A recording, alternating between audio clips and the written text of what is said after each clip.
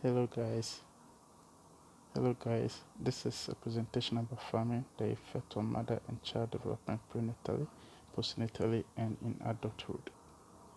This video is focusing on the impact on infants and toddlers including preschool and schooling ages from 0 to 6 in relation to their behavioral, physical, cognitive and social-emotional development, and also the effect of stress or trauma on infants, young children, and their families.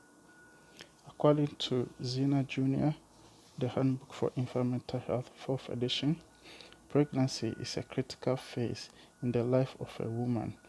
Benedek, 1970, page 137. A time of major transition, reorganization, and integration for the mother to be greatly affected by her biology, life experience, and psychology. It is a period of enormous change in her relationship with those around her partner, her family, and her larger community. As such, it is a period at once vulnerable and full of the potential for transformation and change for the mother-to-be as well as the child-to-be. The literature on the biology and psychology of pregnancy has grown enormously in the last 2 decades. Advances in understanding the neurobiology of pregnancy, as well as the impact of trauma and disrupted attachments on prenatal maternal presentations, make abundantly clear the sensitivity and vulnerability of this period and underscore the need to routinely assess risk factors and to intervene in a comprehensive, timely way before and immediate after the child is born so as to prevent the intergenerational transmission of adversity and disrupted relationships. This, in my opinion, affects the mother and the child prenatally. Farming can also cause stresses and trauma such as extreme hunger for the mother. In addition to this, the child may suffer developmental problems such as congenital heart defects and COPD, and also diabetes and hypertension in later life. In relation to the impact of the cognitive part of the brain during prenatal development and also after postnatal stage, the brain might not develop well. It may suffer underdevelopment due to lack of nutrition from the mother because of the famine and extreme hunger she is facing. The physical development of the mother and the child is greatly affected due to the following. 1. The mother, due to inadequate food supply and nutritional values, will not be able to get major vitamins and minerals to help her develop well by herself, and also lacking energy, and thereby will not be able to help the child in her womb being developing. Hence, the necessary vitamins, nutrients, or minerals that the baby will need to develop well might be lacking. Because of this, both physical and in utero development of the child's body parts, especially the heart and the brain, might be greatly affected. Due to lack of protein consumed by the mother because of famine and extreme hunger, the cells that the baby needs to develop into tissues and later into organs will be lacking as well, because cells develop into tissues and organs during prenatal stage of development or conception might be lacking, and in fact will impact greatly on the child's development. According to Zena, it has been well established that early life stresses, ELS, or adverse childhood experiences, ACEs, have a profound effect on the health and mental health of the exposed individual. Felitti et al. 1998.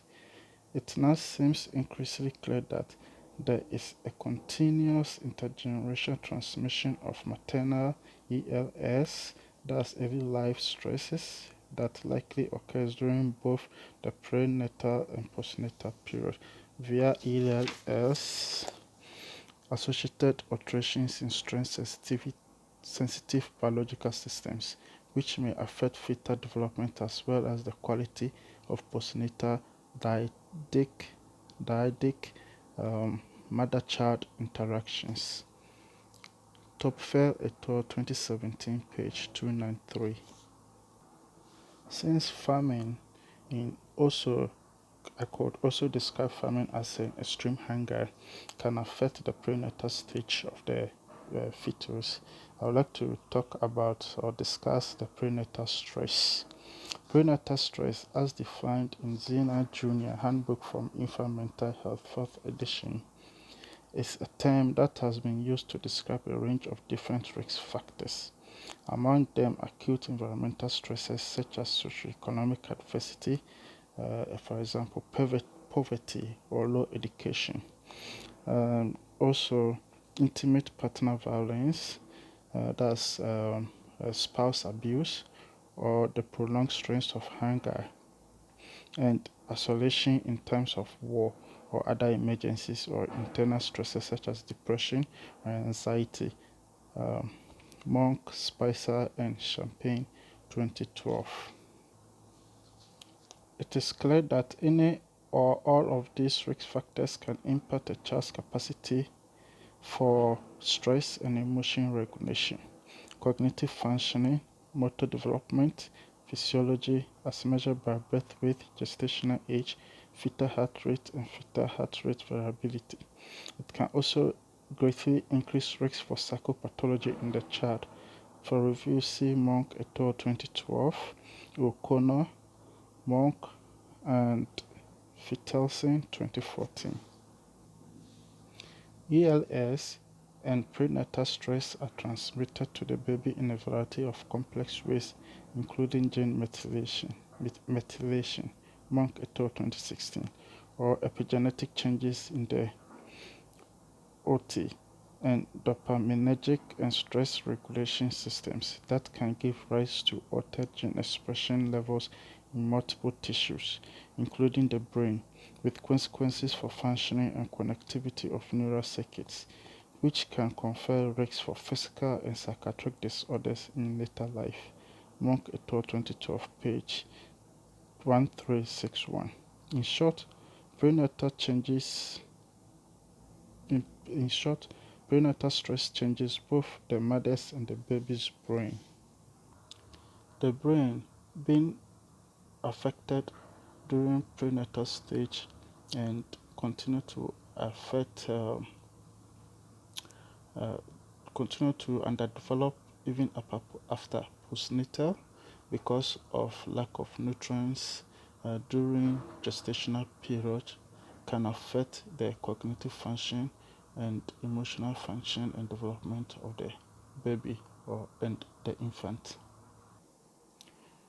Early social adversity is thought to influence not only the physiological systems most directly involved in stress reactivity, namely the hypothalamic pituitary adrenal HPA and autonomic axis, reviewed below.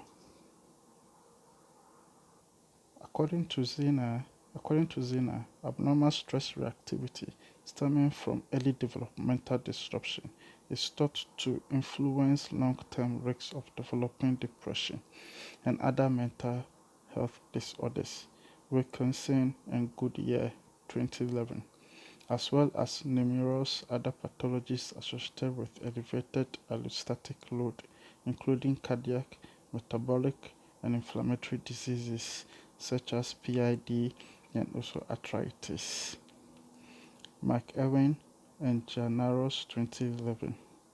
Dysregulation of the HPA axis, that is the hypothalamic pituitary adrenal axis, has been studied more extensively than have autonomic changes, with abnormal diurnal cortisol rhythms or stress reactivity patterns being among the most consistent physiological correlates of prenatal, infant, and childhood social adversity in humans.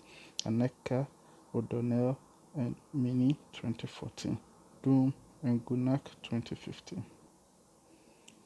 Social adversities linked to HPA dysregulation include not only severe experiences such as child abuse and neglect, but also more common exposures such as maternal depression in gestation and infancy. Essex, Klein, Cho, and Callen 2002. Before I continue here, I would like to point out that famine and undernutrition or severe or extreme hunger can cause miscarriages and even spontaneous abortion, which is also one of the risk factors due to hunger and famine. According to the World Health Organization 2013b, in developing countries and war-torn areas where food resources are limited, malnutrition is widespread. Recent evidence indicates that about one-third of the world's children suffer from malnutrition before age 5. The 8% who are severely affected suffer from two dietary diseases, namely marasmus and kwashiorkor. According to Infants and Children, Prenatal Through Middle Childhood 8th edition by Nora Ebeck and Adina B. Meyers, marasmus is a wasted condition of the body caused by a diet low in all essential nutrients. It usually appears in the first year of life when a baby's mother is too malnourished to produce enough breast milk and bottle feeding is also inadequate. A starving baby becomes painfully thin and in danger of dying. In contrast, kwashiorkor, caused by an unbalanced diet very low in protein, the disease usually strikes after weaning between 1 and 3 years of age. It is common in regions where children get just enough calories from starchy foods but little protein. The child's body responds by breaking down its own protein reserves, which causes the swelling and other symptoms that they experienced. Children who survive these extreme forms of malnutrition often grow to be smaller in all body dimensions and suffer from lasting damage to the brain, heart, liver, pancreas, and other organs. Miller and Krawinkel 2005, Spoelstra et al. 2012. When their diets do improve, they tend to gain excessive weight. Black et al. 2013. A malnourished body protects itself by establishing a low basal metabolism rate, which may endure after nutrition improves. Also, malnutrition may disrupt appetite control centers in the brain, causing the child to overeat when food becomes plentiful. Before I continue, Beck and Myers, Infants and Children, Prenatal Through Middle Childhood, 8th edition, states that inadequate nutrition is not confined to developing countries because government-supported supplementary food programs do not reach all families in need. An estimated 22% of U.S. children suffer from food insecurity, uncertain access to enough food for a healthy, active life. Food insecurity is especially high among single-parent families, 35%, and low-income ethnic minority families, for example, Hispanics and African Americans, 23 and 25% respectively. U.S. Department of Agriculture, 2013. Although few of these children have marasmus or kwashiorkor, their physical growth and inability to learn are still affected. Also, malnutrition resulting from famine or extreme hunger can affect the growth and age-related growth norms of the child. For example, the child may be small for his or her age group during development. We may not think of affection as necessary for healthy physical growth, but it is as vital as food. Growth faltering is a term applied to infants whose weight, height, and head circumference are substantially below age-related growth norms and who are withdrawn and apathetic. Black 2005. In as many as half such cases, a disturbed parent-infant relationship contributes to this failure to grow normally. I would like to state that there are caregiving problems that are associated with unhappy marriage and parental psychological disturbances. This is contributed by extreme hunger or poverty as a result of the famine. As I mentioned earlier, the physical growth or development of the infant can be greatly affected even during the prenatal stage and also during the postnatal stage. As the child's overall size increases during um, pregnancy stage, parts of the body grow at different rates. For example, the first is the cephalocaudal trend from the Latin for head and for head to tail. The cephalo is head, the caudal is tail.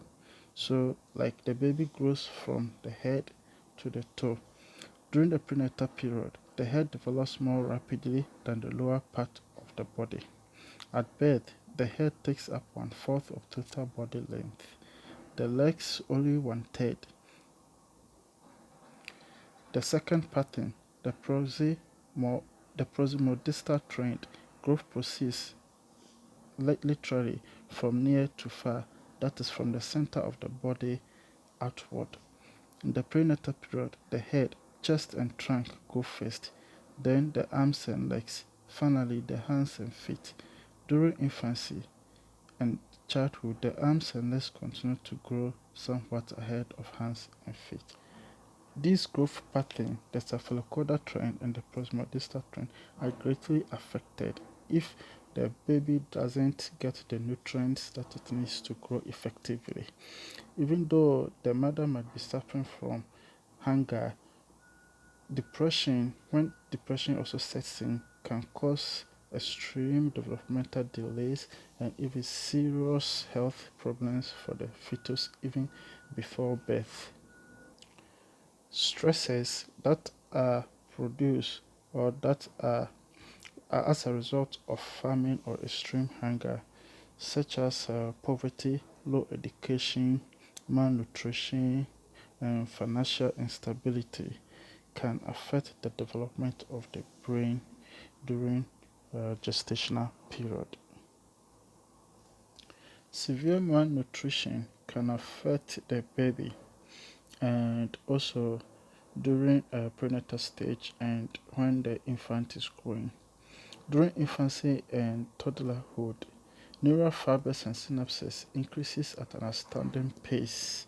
Gilmore et al. 2012, Moore, Persaud and Tokia 2013. Because developing neurons require space for these connective structures, a surprising aspect of the brain growth is that as synapses form, many surrounding neurons die, 20 to 80% depending on the brain region. Stiles 2008. Fortunately, during the prenatal period, the neural tube produces far more neurons than the brain will ever need. This astounding overproduction of synapses during development of the brain helps the baby, the brain to choose which part to function very well.